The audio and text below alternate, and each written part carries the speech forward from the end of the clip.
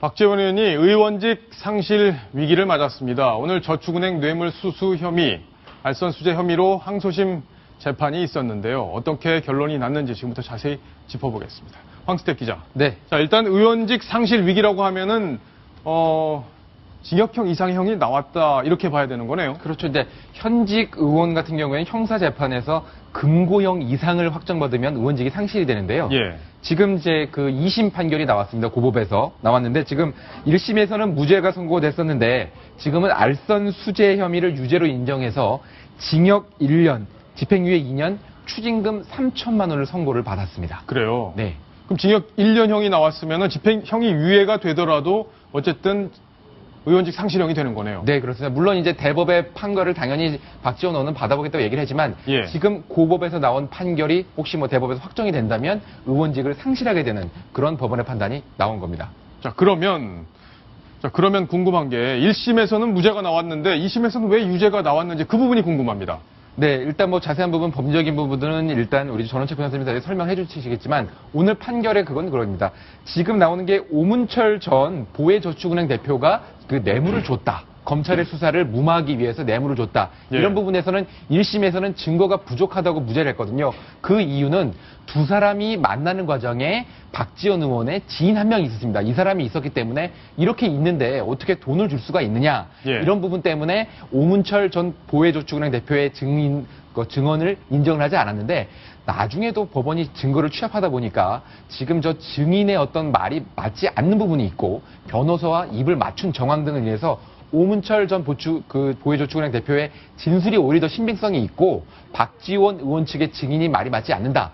그렇기 때문에 유죄가 선고가 됐습니다. 그렇군요. 예, 제가 조금만 보충을 해드리자면 이 박지원 의원이 2010년 6월 달에 오문철 그 당시 보혜저축은행 그 대표로부터 검찰 수사를 무마해달라. 그래서 3천만 원을 받았다는 것.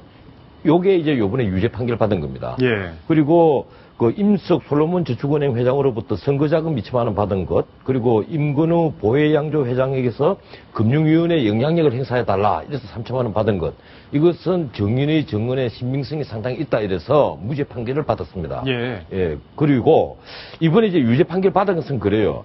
1심에서 무죄를 받았을 때에는 정인이 나 돈 주지 않았다 이렇게 얘기를 했는데 거기에 대해서 재판부가 신빙성이 있다 이랬는데 그 2심에서, 그렇지 않습니까? 2010년에 얘기한 진술을 그 1심에서 믿지 않았는데, 예. 요번에 2심 판결을 내용을 제가 아직 판결문을 못 봤습니다만, 지금 전달되는 걸 보면 2010년에 1심에서 한 진술은 오히려 신빙성이 있고, 2011년 2심에서 한 진술이 오히려 신빙성이 없다. 예. 이래서 증거 능력이 없다고 해서, 1심에서 한 그 증언을 유죄의 증거로 삼아서 의심할 수 없는 합리적 의심을 할 수 없을 정도의 그 유죄다 이런 결론을 내려서 이제 집행유예형을 받았습니다. 자, 일단 박지원 의원 오늘 선고에 대해서 본인 입장을 발표했는데요. 그 이야기를 직접 들어보시겠습니다. 저는 지금까지 대한민국 사법부를 존경했고 진짜 살아있다고 믿었습니다. 물론 정치적 이유라고는 생각하지 않습니다만은 고등법원에서 분명하게 옥하는 것 같다. 저는 그렇게 믿고 있기 때문에 당장 상고를 해서 다시 한번 사법부의 심판을 받도록 하겠습니다.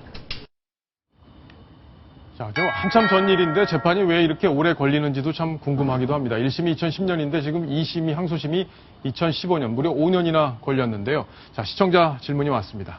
새누리당은 부패 혐의로 기소만 돼도 당원권을 정지하는 것으로 알고 있습니다. 박지원 의원은 항소심에서 의원직 상실형을 받았는데 당원권은 그대로 유지되나요? 라고 질문을 하셨습니다. 박성훈 논설위원. 예. 어떻습니까? 그렇습니다. 그 새누리당은 기소만 돼도 당원권, 예. 그 당원으로서의 자격 자체가 정지됩니다. 그런데 이제 새정치연합은 이런 규정이 없어요. 그래서 한명숙 의원 같은 경우는 지금 2심에서 유죄 판결이 나왔는데도 지금 여전히 그 당원 자격은 물론 그 당 고문으로서의 자격을 다 유지하고 있죠. 네. 이게 이제 논란이 됐는데 지난달에 이런 비판을 의식했는지 그 새정치연합 혁신위가 약간 뭔가 규정을 도입했어요. 근데 새누리보다는 약한 강도로, 즉 기소가 되면 부패 비리 혐의로 기소가 되면 당직을 박탈한다. 당원권은 아니고 예. 무슨 뭐 사무총장이든 무슨 당직 이런 게 있으면 그걸 박탈하는 정도로 약간은 새누리보다는 못하지만 어떤 규정을 도입하겠다라고 지난달에 발표를 한 것은 있습니다. 그렇군요. 예. 자, 황스택 기자, 마지막으로 네. 하나만 야당 이야기 하나만 더 짚어보겠습니다. 오늘 네. 당직자들이 50명이 대거 탈당을 했어요.